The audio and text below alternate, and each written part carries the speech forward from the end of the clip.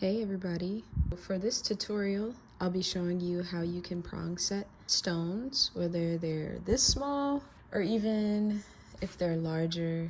These are 3mm stones. This one I believe is 10mm, and you can even have stones that are even bigger, like this size.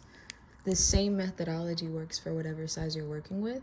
You just have to kind of know how to calculate how big to make your prong.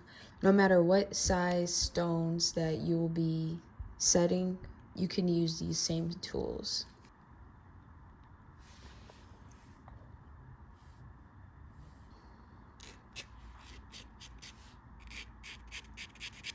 This is what they look like. They all look relatively the same. One of them I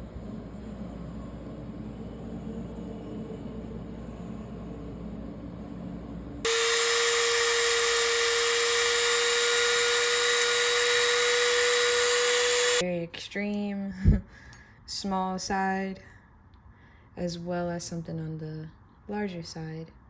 If you have any questions, just leave them in the comments. Let me know.